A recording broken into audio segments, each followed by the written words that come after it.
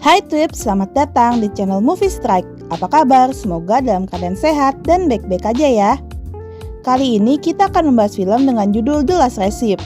Film ini bercerita tentang seorang koki idealis yang bangkrut dan mencari resep seorang koki terkenal pada tahun 1930-an yang hilang. Sebelum mulai, jangan lupa subscribe, like, dan komen ya supaya kita lebih semangat buat menghibur kalian semua. Sekarang kita langsung aja ke alur ceritanya. Ada seorang laki-laki yang bernama Ken. Ia sedang menghubungi seseorang untuk memberitahu bahwa ayah angkat mereka telah meninggal. Tapi orang itu menolak hadir dan langsung menutup telepon. Ia bernama Suzuki Mitsuru. Ia adalah seorang koki profesional. Saat ini ia sedang menuju tempat seorang klien yang ingin dimasakkan hidangan terakhir. Ia terkenal sebagai orang yang bisa membuat masakan yang sama persis, hanya dengan sekali icip. Begitu sampai, ia langsung mempersiapkan semuanya dan mulai memasak. Makanan pun dihidangkan. Lalu kliennya mencoba dan terharu karena rasa masakannya sama persis seperti dulu ia memakannya. Kemudian ia bernostalgia bersama sang istri. Setelahnya sang istri pun berterima kasih dan bercerita kalau itu adalah makanan di kencan mereka yang pertama. Tapi Mitsuru yang tidak peduli langsung meminta bayaran dan pergi. Ken pun bercerita bahwa setiap memasak hidangan terakhir Mitsuru dibayar 1 juta yen.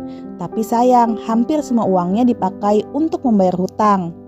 Itu semua karena pemikiran idealisnya yang mau membuat kreasi makanan yang bisa disukai oleh seluruh dunia. Belum lagi ia hanya mau menggunakan bahan-bahan terbaik yang harganya udah pasti gak murah. Apalagi dengan sikapnya yang perfeksionis dan mementingkan pendapatnya sendiri, membuat karyawan dan para pelanggannya muak dan hanya menyisakan Ken sebagai temannya. Suatu hari Mitsuru mendapatkan panggilan untuk memasak hidangan terakhir di Beijing, Cina. Ia pun langsung pergi ke sana. Ia pun meminta untuk dimasakkan yang pada era Manchurian akan dihidangkan ke Kekaisaran Jepang. Namun resep itu hilang bersamaan dengan jatuhnya era Manchurian. Ternyata Yoh dan temannya yaitu Naotaro Yamagatala yang membuat resepnya. Tetapi sekarang Pak Yoh tidak memiliki lagi resepnya dan meminta Mitsuru untuk menyusuri jejak kisah hidup Nao untuk menemukannya. Sebagai DP, ia memberikan uang 3 juta yen dari total pembayaran sebesar 50 juta. Sesampainya di Jepang, ia menghampiri kedai makanan Ken. Ia memberikan uang DP itu kepada Ken sebagai pembayaran gajinya dulu saat bekerja di restoran Mitsuru. Tapi Ken menolaknya. Ia malah meminta Mitsuru untuk datang ke Zuzuran Garden, yaitu tempat mereka dibesarkan dulu, untuk sekedar menyalakan dupa untuk almarhum ayah angkatnya. Tapi ia yang belum pernah bertemu ayahnya lagi sejak berumur 15 tahun ini menolak, bahkan gak mau menginjakan kakinya di sana lagi. Kemudian Mitsuru pergi ke kantor divisi Badan Rumah Tangga Kekaisaran untuk mencari jejak Koki Nao. Di situ ia menemukan fakta bahwa Koki Nao pensiun pada tahun ia berangkat ke Manchurian. Petugas selalu memberitahu bahwa Koki Nao punya teman koki yang seangkatan bernama Kintaro Tatsumi. Setelah meminta alamatnya, ia pun pergi ke sana. Ternyata itu adalah sebuah kedai dengan menu andalan daging babi rebus.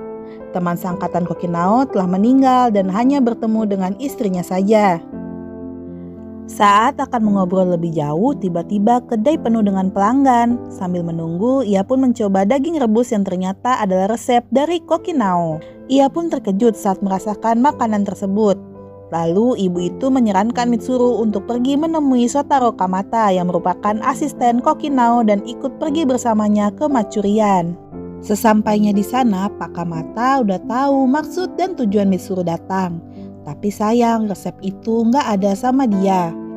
Pak Kamata cuma bisa menceritakan tentang proses terbuatnya resep itu. Ia pun mulai bercerita tentang kisah 70 tahun yang lalu. Manchurian adalah nama negara yang berada di daratan Mongol. Di sana merupakan negara yang diisi dengan berbagai macam etnis dan ras karena berbatasan dengan Rusia. Sesampainya di sana, ia dan Koki Nao mendapat perintah untuk membuat masakan yang akan dihidangkan ke kaisar jika datang ke Manchurian. Kemudian ia diantar ke dapur yang sudah disiapkan dengan apik khusus untuk Koki Nao. Ia pun diperkenalkan dengan asistennya orang Machu yang bernama Yoh Seime. Kokinao lalu meminta Yo untuk memasakkan hidangan makan siang untuk mereka. Saat memasak, Yo menggunakan bumbu rahasia sebagai pelengkap rasa. Ketika mencobanya, mereka semua bilang enak. Bahkan Kokinao dibuat penasaran sama bumbu rahasia Yo. Tapi Yo buru-buru menyimpannya. Kemudian Kokinao mulai memasak.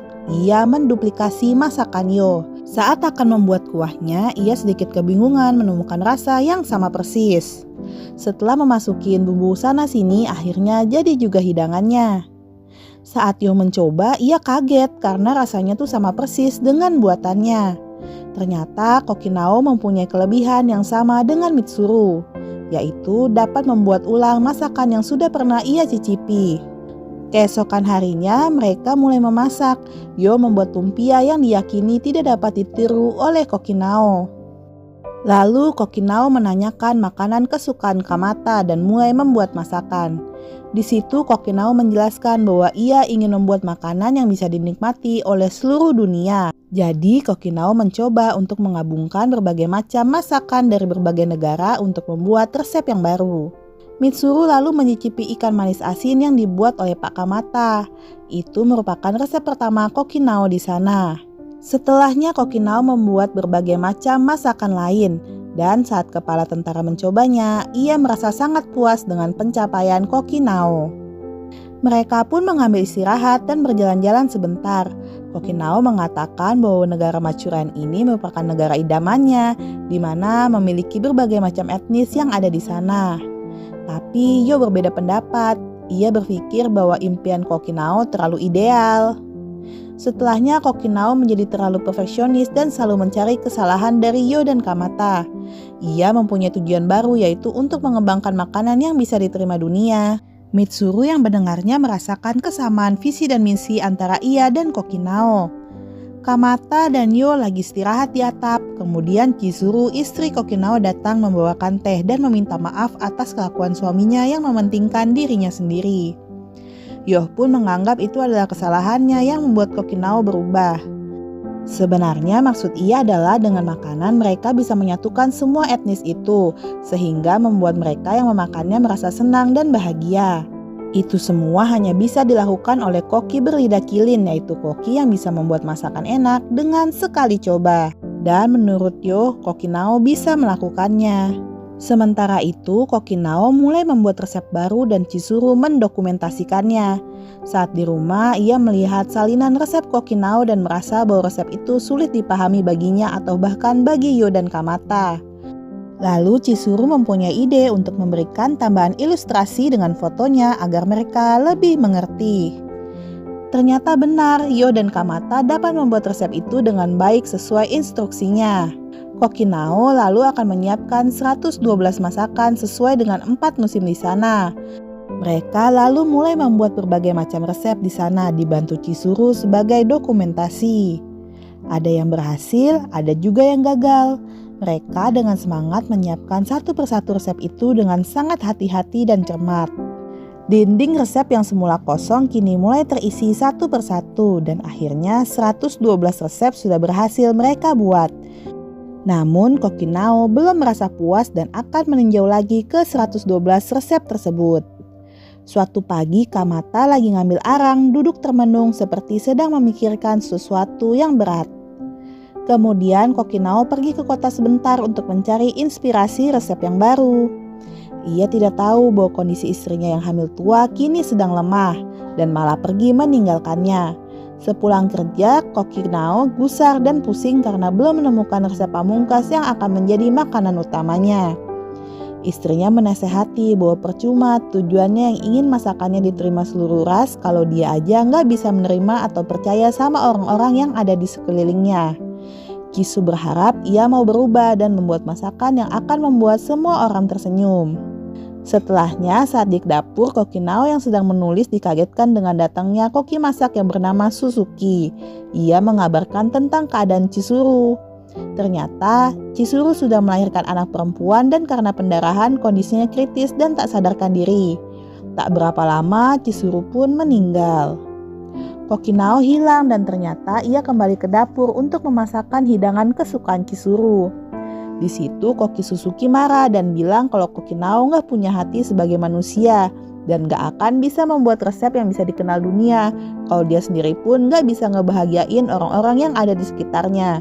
Suzuki pun pergi dan menganggap bahwa resep itu akan menjadi pembawa sial dan terkutuk. Mereka pun mencoba makanannya dan rasanya sangat enak. Mereka menangis karena mendapati Chizuru yang udah gak sama mereka lagi. Sebenarnya Kokinao sangat merasa kehilangan atas kepergian istrinya dan menumpahkan semua perasaannya di masakan tadi. Setelahnya ia memberikan perasaannya terhadap semua resep yang ia buat. Mitsuru lalu bertanya kelanjutan ceritanya.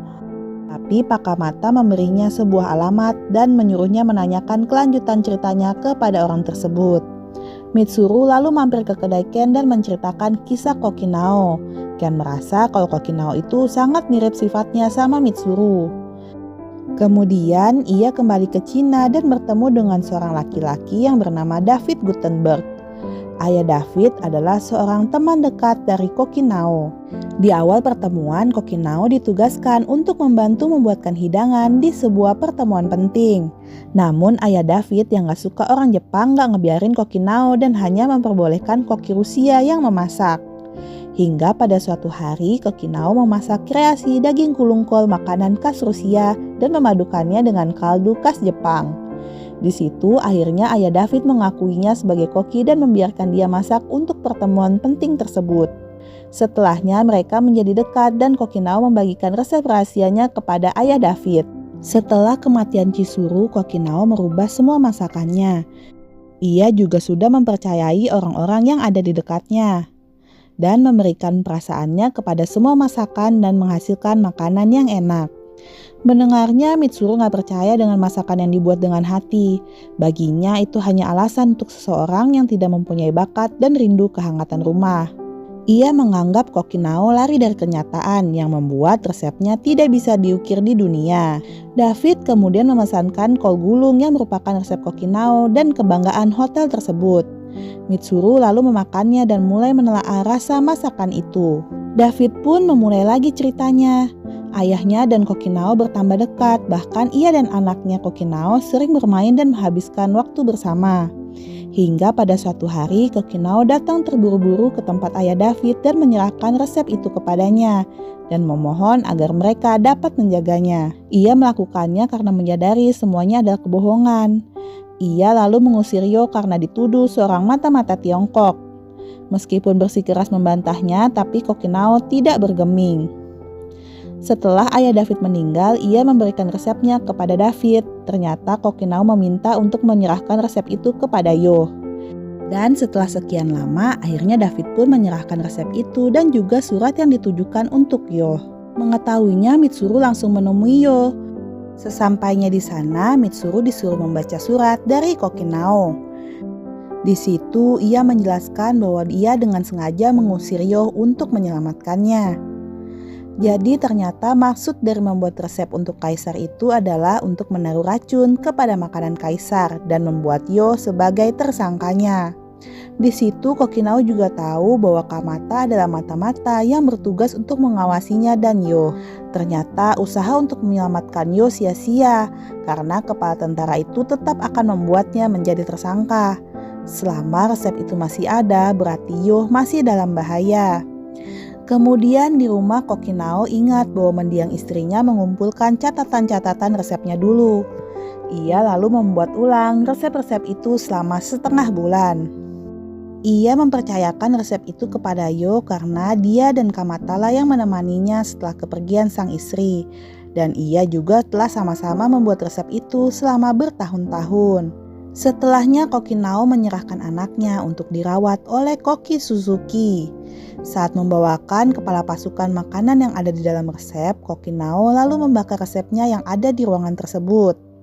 Setelahnya ia pun ditangkap dan ditembak mati.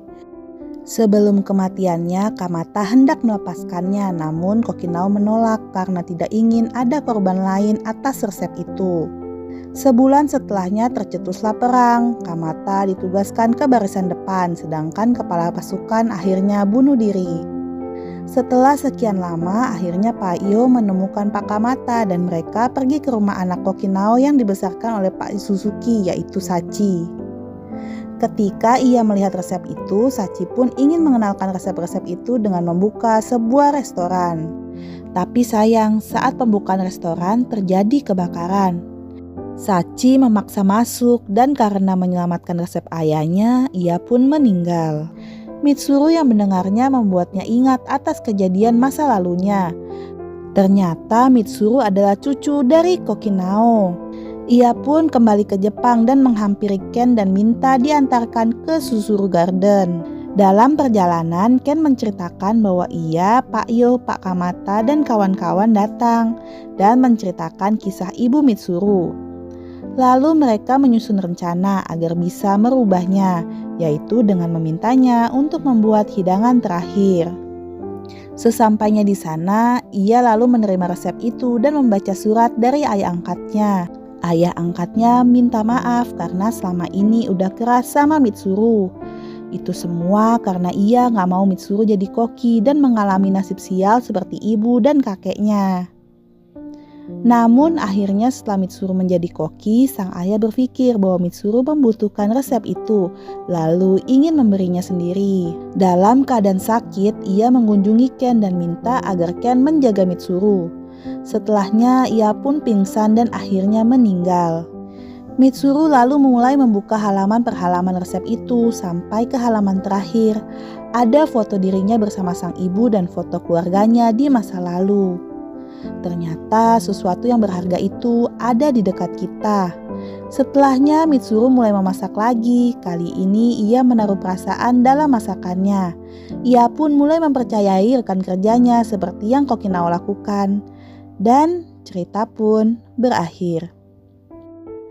Terima kasih sudah menonton alur film ini sampai selesai. Jangan lupa subscribe, like, dan komen channel ini. Sampai jumpa di video selanjutnya. Bye-bye.